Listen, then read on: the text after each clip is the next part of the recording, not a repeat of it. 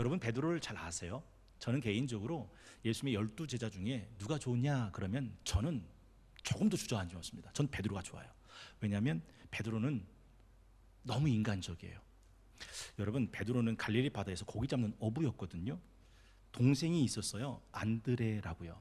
그런데 갈릴리 바다에서 비린내나는 고기를 잡고 살아가는 어부였지만 그 형제의 가슴엔 메시아 그리스도를 갈망하는 마음이 끌어올랐습니다. 그래서 안드레가 형님 우리가 메시아를 만났습니다.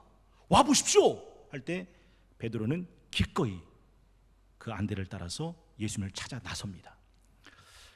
여러분은 뭘 하면서 살아가세요? 이 세상에서 어떤 직장을 하며 사는지는 그닥 중요하지 않습니다. 문제는 그 일을 하면서도 내 가슴엔 하나님의 아들 메시아에 대한 갈망과 대망이 있느냐라는 거죠. 사실 그렇게 예수님을 처음 만났던 순간 예수님은 그 시몬 베드로를 보시면서 놀라운 말씀하세요. 요한의 아들 시몬아, 너는 지금은 시몬이나, 시몬은 갈대라는 뜻이거든요. 장차 게바가 되리라. 게바는 페트라, 반석이라는 뜻입니다. 그래서 그의 이름은 베드로라고 불려지게 됐죠. 어느 날처럼 베드로는 열심히 갈릴리 바다에서 고기를 잡아요. 어느 날 예수님이 그 베드로를 찾아오십니다. 이때는 베드로에겐 참 힘든 날이었어요. 밤새 그물질을 했는데 잡은 고기가 아무도 없는 거예요. 허탕만친 날이죠. 아침 일찍 배를 대고서 배와 그물을 싣고 이제 빨리 집에 가서 하루를 좀 쉰 다음에 저녁에 다시 고기 잡으러 나와야 되는데 뜬금없이 예수님이 오시더니 베드로야, 내가 네 배를 좀 쓰겠다라고 말씀하시는 거예요. 여러분 몸이 노근합니다. 천근만근이에요. 빨리 배와 그물 정리하고 집에 들어가서 쉬어야 되는데 예수님이 내 배를 쓰시겠다고 하니까 어떻게 합니까? 배를 내어드립니다. 여러분 놀라운 것은요, 그리고 난 다음에 예수님이 베드로에게 베드로야, 깊은 곳에 가 그물을 내려 고기를 한번 잡아보지 않으련? 라고 말해요. 지금 밤새 그물질하고 왔는데 또 고기 잡으러 나가라는 거예요. 그때 베드로는 놀라운 대답을 하죠. 주여, 내가 밤이 맞도록 수고했으나 잡은 것이 없지만 주님의 말씀에 의지하여 내가 그물을 내리겠나이다 하고 배를 저어 고기를 잡으러 깊은 바다로 가요. 여쭤보고 싶은 그거예요. 여러분은 어떤 선택을 할 때 그 선택을 하는 기준이 뭐예요? 내 형편, 내 상황, 내 피곤도? 베드로는 얼마든지 사용할 수 있었어요. 배를 쓰겠다고 했던 예수님의 청에 죄송합니다 예수님, 제가요 사정이 좀 그래서 다른 배 써보시죠 라고 말할 수도 있었어요. 주님, 전 밤새도록 그물을 했는데 잡은 것이 없어 지금 몸이 천근만근입니다. 빨리 들어가서 쉬었다가 다시 나와야 되는데 저는 못하겠습니다 할 수도 있었어요. 그런데 베드로는 말씀에 반응해요. 궁금한 건 그거예요. 여러분 살면서 여러분의 신앙은 어디에 반응하는 신앙인가? 내 피곤도, 내 형편, 내 사정? 베드로는 말씀이었습니다. 그리고 난 다음 2배 가득 그물이 찢어지도록 만선으로 돌아옵니다. 갈릴리 바다에서 평생 고기 잡던 어부들도 이런 만선은 처음 보는 만선이에요.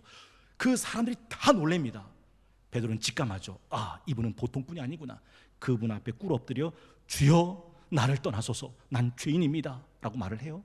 그때 예수님께서 하신 말씀, 베드로야 나를 따라와 내가 너를 사람 낚는 어부 되게 하리라. 그 말을 딱 듣고 베드로는 배와 그물을 버려두고 예수를 따르니라. 그리고 그때부터 예수의 제자가 됩니다. 궁금한 건 그거예요. 여러분 신앙생활 하잖아요. 여러분 크리스찬들이시잖아요. 하나님 나라에 들어갈 백성들이잖아요. 뭐 버리셨나요? 배와 그물을 버렸던 베드로처럼 여러분도 주님을 위해 버린 것이 있으신지요? 사실 2주간 동안 새벽 기도에 베드로가 걸었던 신앙의 발자국들을 함께 나눴어요. 베드로는요 천국과 지옥, 냉탕과 온탕을 왔다 갔다 한 사람입니다. 기억나시죠? 바요나 시몬아, 네가 복이 있구나. 이를 알게 하니 내 혈육이 아니요 하늘에 계신 내 아버지시다. 내가 네게 천국 열쇠 주노니 네가 땅에서 매면 하늘에서도 매이고 땅에서 풀면 하늘에서 풀린다. 내가 내 위에 내 교회를 세우니 음부의 권세가 이기지 못한다. 엄청난 축복을 온몸으로 받았던 사람이 베드로입니다. 또 우리가 다 아는 대로 갈릴리 풍랑 있는 바다를 직접 걸어본 제자는 예수님의 12제자 중에 베드로가 유일해요. 또한 우리가 잘 아는 것처럼 예수님이 이 땅에 오셨을 때 초라한 몸이셨거든요. 연한 뿌리 같고 마른 땅에 연한 순 같아서 고운 모양도 없고 품체도 없었습니다. 사람들이 그를 멸시했고 우리도 그를 귀한 줄 몰라서 버렸습니다. 근데 예수님이 이 땅에서 제일 처음이자 마지막 하나님의 영광의 본체와 형체로 변하신 사건이 있어요. 기억나십니까? 변화산에서 일어난 사건. 그 엄청난 영광을 친히 목도한 사람이 베드로입니다. 이런 제자는 둘도 없습니다. 그런데 이런 경험은 베드로에게 이런 경험으로는 끝나지 않습니다. 지옥에 떨어지는 경험도 하죠. 베드로는 예수님이 십자가를 못 박아 예루살렘에 올라간다는 얘기를 듣고 급구 말립니다. 주여 그리 마옵소서. 그때 예수님께서 단호하죠. 사탄아 내 뒤로 물러가라. 넌 나를 넘어지게 하는 자다. 하나님의 일은 생각하지 않고 사람의 일만 생각하는구나. 여러분 이쯤 되면 나만 할 사람 있겠습니까? 한번 여쭤볼게요. 제가 여러분한테 사탄아 물러가라 예배를 방해하는도다 라고 말하면 여러분 다음 주부터 예배 나오실 수 있으시겠어요? 졸고 있는 그분한테 사탄아 물러가라. 그러면 내가 언젠가 터질 줄 알았다. 여러분 베드로는 그런 말을 온몸으로 들었어요. 그리고 잘 아는 대로 풍랑이는 바다를 걷다가 빠져서 베드로는 굴욕도 당했습니다. 기억나실 겁니다. 주님 나는 주님을 절대 떠나지 않습니다. 아니야 넌 나를 3번 모른다고 부인할 거야. 그리고 가야바 대제사장 뜰 앞에서 이름도 존재도 없는 계집종이 내가 보니까 당신도 저 예수의 사람하고 같은 사람 아닙니까? 할 때 화들짝 놀라면서 마치 씹던 껌 뱉어내듯이 난 예수를 모른다고 하지 않았소. 부인하고 저주하고 맹세까지 하면서 예수를 버려요. 지옥에 떨어지는 경험을 하죠. 그런데 놀라운 게도 베드로는 그렇게 실패한 그 자리에 주저앉아 있잖아요. 루저나 실패자로 전락되지 않아요. 다시 일어나 위대한 사도의 길을 끝까지 걸어갑니다. 지난 금요일 새벽에 저는 제가 평생 제일 좋아하는 주제를 가지고 설교를 했습니다. 실패. 그리고 그 다음이 중요합니다. 얼마나 많은 사람들이 넘어지고 난 다음에 실패하고 난 다음에 그 실패한 자리 넘어진 자리에 주저앉아 버리고 루저로 실패자로 끝나는지 여러분 정말 모르십니까? 베드로는 아닙니다. 거기서 다시 일어섰습니다. 그리고 그때 왜 베드로가 넘어졌는지, 넘어진 이유에 대해서, 어떻게 넘어진 자리에서 다시 일어설 수 있었는지, 그 일어설 수 있는 이유에 대해서 함께 나눴죠. 기억나셨으면 좋겠습니다. 베드로가 넘어진 첫 번째 이유는 과신입니다. 자기를 너무 과신했어요. 분명히 예수님이 말씀하셨거든요. 목자를 치리니 양은 흩어진다. 오늘 밤 새벽 닭 울기 전에 너는 나를 3번 부인할 것이다. 그때 베드로가 아닙니다. 난 절대 주를 떠나지 않을 겁니다. 주와 함께 오게도 가고 주님과 함께 죽을지언정. 아니 이 제자들은 주를 버릴지라도 나는 아닙니다 라고 자기를 과신했습니다. 또한 우리가 다 잘 아는 대로 베드로는 기도에 실패했어요. 여러분 예수님께서 가장 처절하게 기도했던 순간을 기억하세요? 겟세마네 동산. 힘쓰고 애써 더욱 간절히 땀이 땅에 떨어지는 피가 되도록 기도합니다. 여러분 한번 여쭤볼게요. 여러분이 기도하다가 내 온몸이 더워지고 송골송골 땀이 맺혀 줄줄 흘러가도록 기도해 보신 적 있으세요? 예수님의 기도는요 그 땀이 땅에 드는 피가 되도록 기도하던 처절한 기도 시간이었어요. 분명히 예수님은 제자에게 말씀하셨거든요. 시험에 들지 않도록 깨어 기도하라. 근데 제자들은 다 자요. 예수님이 찾아오십니다. 베드로야 네가 1시간도 깨어 기도할 수 없었더냐? 맞아요. 베드로는 기도하는 그 자리에서 실패합니다. 그리고 넘어지는 거죠. 우리가 다 아는 대로 가야바 대제사장 뜰 앞에 끌려갈 때 성경 누가복음 22장 54절은 이렇게 말해요. 예수를 잡아 끌고 대제사장 집으로 들어갈새 베드로가 멀찍이 따라가니라. 여러분 멀찍이 따라간다는 말은 뭘까요? 여차하면 발 빼겠다 하는 뜻 아니겠습니까?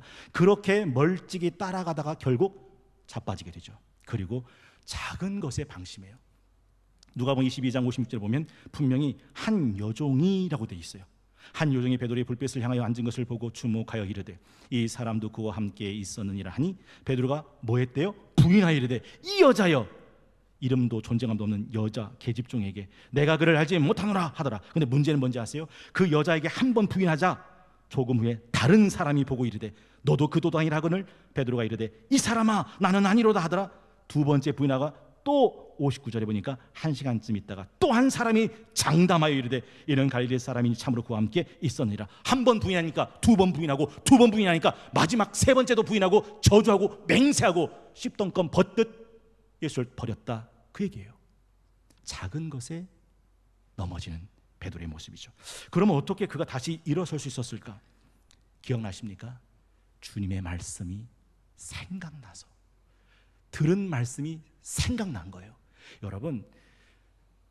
여러분이 말씀의 자리에 사모해야 되는 이유가 뭐냐면, 그때는 그 순간은 그 말씀이 무슨 뜻인지 모르고 그 말씀이 남아있는 것 같지 않지만 언젠가 그 자리에 그 말씀이 생각날 수 있다면 그 말씀이 그를 붙들어 일으켜 줄 수 있기 때문이에요. 말씀이 생각나서 다시 일어섭니다. 그리고 바깥에 나가 통곡했다. 세 번째가 그 수치와 굴욕을 당하고 난 뒤에도 제자들의 무리를 떠나잖아요. 믿음의 공동체를 떠나지 않고 남아있다는 것은 그리 쉬운 거 아닙니다. 여러분 쪽팔려 보셨습니까? 쪽팔리면 그 공동체 안에 못 있어요. 그래서 잠수탑니다. 그래서 떠납니다. 그래서 옮깁니다. 그런데 베드로는 그렇게 자빠지고 난 뒤에도 여전히 제자들의 무리에 함께 머물러 있었어요. 그리고 그가 다시 일어설 수 있던 결정적인 사건은 예수님이 베드로를 붙들고 있었다는 거죠. 기억나십니까? 시몬아 시몬아 보라 사탄이 너희를 밀가부로 다려고 청구하였으나 그러나 내가 너를 위하여 믿음이 떨어지지 않도록 기도하였으니 너는 돌이킨 후에 형제를 굳게 세워주는 자가 되라. 이렇게 붙들어 줬던 거죠. 기억나세요? 주님은 지금도 저와 여러분들을 위해서 기도하고 계시다는 것을. 오늘 본문을 보십시오. 오늘 본문에 제3시에 성령이 임해서 각 나라들의 방언으로 하나님의 큰 일을 증언하자 사람들이 뭐라고 말합니까? 오호, 저거 술 취한 거 아니야? 라고 이야기하죠. 그게 오늘 13절에 있는 말씀입니다. 또 어떤 이들은 조롱하여 이르되 그들이 새술에 취했다 하더라. 그때 베드로가 뭐라고 말하는 겁니까? 이것은 술 취한 것이 아니요 구약의 선자 요엘을 통해서 하신 말씀을 이루려 하심이니. 17절 우리 다 함께 한 목소리로 합독합니다. 시작. 하나님이 말씀하시기를 말세에 내가 내 영을 모든 육체에 부어주리니 너희 자녀들은 예언할 것이요 너희 젊은이들은 환상을 보고 너희 늙은이들은 꿈을 꾸리라. 여러분 성령이 임하시면 어떤 일이 일어난다고요? 환상 보고 예언하고 꿈을 꾼다. 내가 환상이 안 보여요? 내가 꿈이 없어요? 내가 예언 못해요? 그러면 난 내 안에 성령이 안 계시다라고 말해도 틀리지 않아요. 왜냐하면 성령은 꿈꾸게 하고 환상을 보게 하고 예언을 하게 하는 영이시다. 그 현실에 그 실패에 주저앉아 있게 만드는 영이 아니기 때문에 그렇다라는 것이죠. 또한 성령은 복음의 영이십니다. 기억나시죠? 가야바 대장 뜰 앞에서 이름도 없는 존재감도 없는 계집종의 말에 화들짝 놀라서 씹던 껌 뱉듯 나 예수 모로 그 사람 모로 부인하고 맹세하고 저주까지 해버려요. 그런데 오늘 본문을 보십시오. 그들이 그 베드로의 놀라운 변화. 14절에 베드로가 11사도에게 함께 서서 소리를 높여 이르되 유대인들과 예루살렘에 사는 모든 사람들아 이 일을 너희로 알게 할 것이니 내 말 귀 기울여라. 그리고 21절 누구든지 주의 이름을 부르는 자는 구원을 받으리라 하였느니라 라고 이야기를 하죠. 여러분 기억나세요? 그렇게 해서 베드로는 예수 그리스도의 복음을 증거하게 됐다라는 거죠. 또한 성령님은 사랑의 영이세요. 제가 1부 때 그런 말씀 드렸어요. 고린도 교회는요 성령의 은사가 강력하게 나타난 교회입니다. 성령의 은사 9가지 혹시 아시는 분 계세요? 지혜의 은사, 지식의 은사, 믿음의 은사, 병 고치는 은사, 능력 행함의 은사, 귀신을 쫓아내죠. 그리고 영들 분별의 은사, 예언의 은사, 방언의 은사, 통변의 은사. 근데 그런 은사들 때문에 고린도 교회가 뒤죽박죽이 됐어요. 네 은사가 세다, 내 은사가 세다, 내가 성령 충만하다, 네가 성령 충만하다. 그때 고린도전서 12장 31절에 사도 바울은 단언합니다. 너희는 더욱 큰 은사를 사모하라. 내가 또한 가장 좋은 길을 너희에게 보이리라.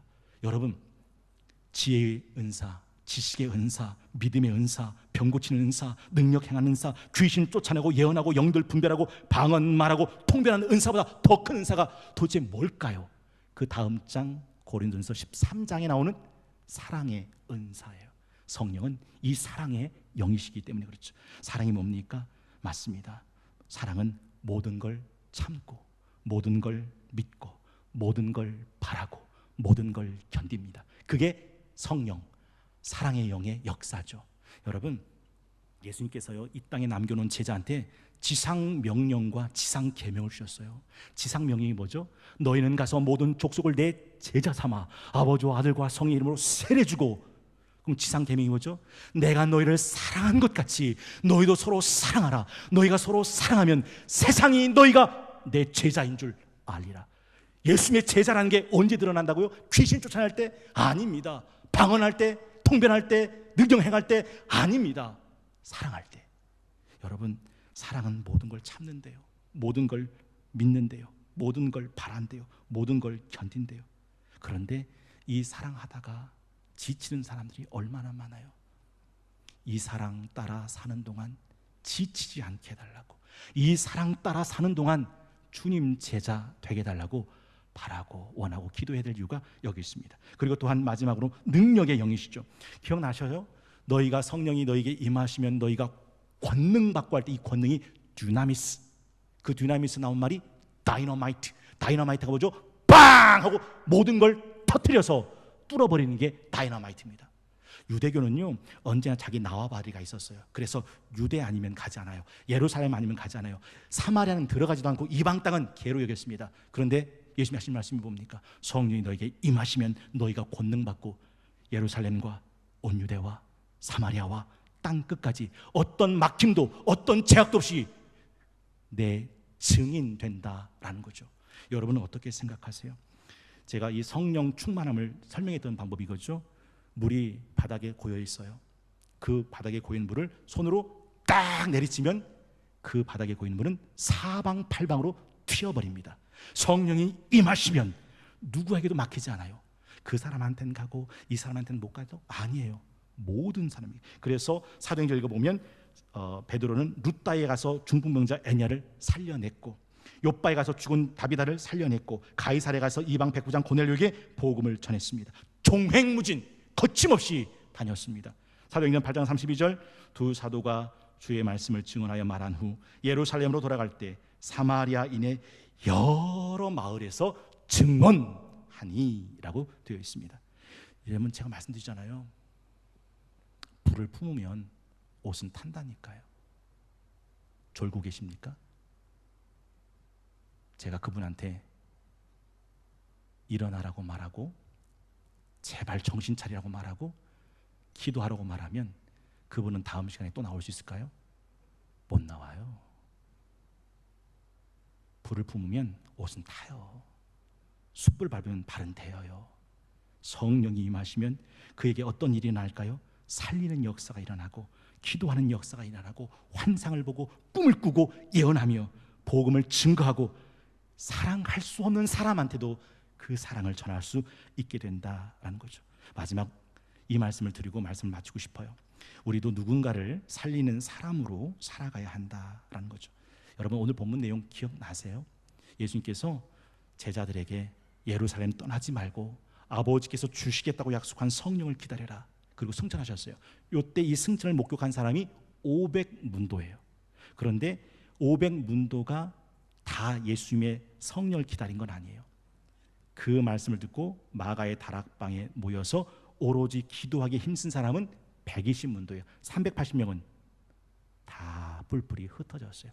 그 120문도가 마가의 다락방에서 기도하고 말씀 듣다가 2장 1절 오순절 날이 이미 이름에 그들이 다 같이 한 곳에 모였더니 호련히 하늘로부터 급하고 강한 바람 같은 소리가 있어 그들이 앉은 온 집에 가득하여 마치 불의 혀처럼 갈라지는 것들이 그들에게 보여 각 사람 위에 하나씩 임하여 있더니 그들이 다 성령의 충만함을 받고 성령이 말하게 하심을 따라 다른 언어로 말하기를 시작했다라고 되어 있습니다. 그래서 사람들이 세수에 취했다고 조롱한 거예요. 그때 베드로가 뭐라 말합니까? 소리 높여 이르되 유대인들아 예루살렘에 사는 모든 사람들아 이 일을 너희로 알게 할 것이니 내 말에 귀를 기울여라 하고서 성령에 대한 말씀을 풀기 시작했고, 너희가 죽인 예수를 하나님께서 다시 살리셨고 주가 되게 하셨고 그리스도가 되게 하셨느니라 라는 복음을 전하게 돼요. 그때 예루살렘 사람들이 마음에 찔려 형제여 우리가 어찌할꼬 라고 묻죠. 그때 베드로가 말합니다. 너희가 회개하고 각각 예수의 이름으로 세례받고 성령을 선물로 받고 이 패역한 세대에서 구원받으라 라고 말을 하는 거죠. 그리고 난 다음 사도행전 2장 41절 이렇게 되어 있는 겁니다. 그 말을 받은 사람들은 세례를 받음에 이날의 신도의 수가 3,000이나 더하더라. 여러분, 만약에요 베드로가 없었다면 이렇게 돌아와 성령 받을 3,000명도 없었던 거예요.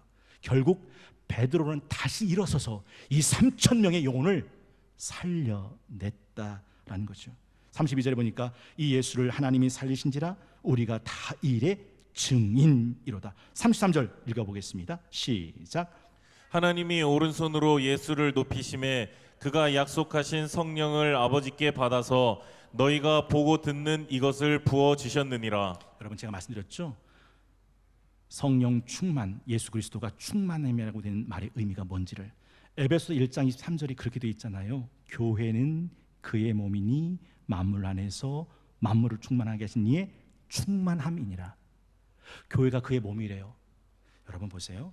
예수 그리스도의 샴페인 잔에 하나님께서 성령을 기름부터 부으셨더니 그 예수의 충만한 성령이 흘러내려 교회를 충만하게 채워요. 그럼 교회가 충만해진 성령이 그 교회를 다니는 모든 성도들뿐 아니라 그 교회가 있는 지역 사회 그것도 충만하게 만든다라는 거죠. 그게 샴페인 잔에 충만한 그림에 채워지고 또 채워지는 충만함의 역사에 대한 모습이죠. 지금은 교회력이 무슨 절기인지 아세요? 성령 강림절입니다. 성령 강림 후 6번째 주일을 지나가고 있는 주일입니다. 혹시 여러분 이 성령 강림 주일에 성령 받으셨나요? 성령 충만함 받으셨나요? 성령의 은사 받으셨나요? 성령의 열매 맺으셨나요? 아니, 성령 강림절인데 성령과 전혀 상관없이 산다면 이건 참 안타깝다라는 거죠. 여러분, 궁금하지 않으세요? 분명히 예수님은 제자들을 3년 동안 데리고 다니셨어요. 천국 복음도 전해주셨고 말씀도 가르치셨고 모든 약한 병자를 고치는 치유와 능력도 나타내셨어요. 심지어는요, 내 이름으로 새 방언을 말하고 귀신을 쫓아내며 뱀을 집어올리며 전과를 밟고 무슨 독을 마실 자도 헤함이 없으며 병든 자에게 손을 얹은 즉 나으리라는 능력도 주셨어요. 그런데 그런 제자들에게 그런데 한 가지, 예루살렘 떠나지 마. 아버지께서 주시겠다고 약속하신 성령 받을 때까지 기다려라 라고 말씀하신 거예요. 그 천국 복음도 듣고 말씀도 듣고 능력도 받았는데 뭐가 부족해서 성령을 기다리고 하셨을까요? 성령이 아니고는 안 되는 일이 있기 때문입니다. 사도 바울이 기도했던 게 뭐죠? 에베소 1장 16절부터 19절에 보면 사도 바울은 늘 이렇게 기도합니다. 여러분 들어보세요. 내가 기도할 때 기억하며 너희로 말미암아 감사하기를 그치지 아니하고 우리 주 예수 그리스도의 하나님 영광의 아버지께서 지혜와 계시의 영을 너희에게 주사 하나님을 알게 하시고 너희 마음의 눈을 밝히사 그의 부르심의 소망이 무엇이며 성도 안에서 그 기업의 영광의 풍성함이 무엇이며 그의 힘의 위력으로 역사하심을 따라 믿는 우리에게 베푸신 능력의 지극히 크심이 어떠한 것을 너희로 알게 하시기를 구하노라. 무슨 말인지 이해가 되세요? 어떻게 하나님을 알게 될까요? 17절입니다. 어떻게 하나님이 나를 부르신 부름의 소망을 알게 될까요? 어떻게 천국의 영광의 풍성함을 볼 수 있을까요? 어떻게 우리에게 베푸신 능력의 크심이 알 수 있을까요? 딱 하나, 지혜와 계시 영을 부어주셔서 우리의 마음의 눈이 밝아질 때 성령이 임하셔야 하나님을 알게 되고 성령이 임하셔야 성도의 부르심이 뭔지 알게 되고 성령이 임하셔야 우리를 예비하신 천국의 풍성함을 알게 되고 성령이 임하셔야 나를 구원하시기 위해서 주께서 쏟으신 능력이 얼마나 큰지 알게 된다는 거죠. 성령이 안 임하시면 죽었다 깨어나도 몰라요. 그래서 물과 성령으로 거듭나지 않으면 하나님 나라를 볼 수도 없다고 하셨어요. 그래서 다른 걸 타고 난 다음에 성령을 말씀하신 겁니다. 성령이 임해야 살아나요. 성령이 임해야 기도해요. 성령이 임해야 꿈꾼다니까요. 성령이 임해야 환상 보고 예언하고 복음 전하고 사랑하고 인내하고 능력 있게 된다. 그래서 성령을 받으라고 하신 거예요. 여러분 기억나세요? 벤자민 프랭클린이 유명한 명언을 많이 했는데 그 중에 하나가 An empty sack cannot stand on its own. 빈 자루는 스스로 설 수 없다. 빈 자루를 세울 수 있는 방법은 딱 하나밖에 없어요. 어떻게 할까요? 채우는 거예요. 그래서 예수께서 요한복음 10장 21절 22절 예수께서 또 이르시되 너에게 평강이 있을지어다. 아버지께서 나를 보내신 것 같이 나도 너희를 보내노라. 합계 합독합니다. 시작. 이 말씀을 하시고 그들을 향하사 숨을 내쉬며 이르시되 성령을 받으라. 숨 내쉬며 가라사대 성령 받아라. 왠지 아세요? 빈 자루는 절대 곧게 설 수 없어요. 그래서 그 성령을 통해서 성령을 채움으로 그를 온전하게 세우고자 합니다. 에베소 교회 제자들에게 사도 바울이 물었던 질문, 너희가 믿을 때 성령을 받았느냐?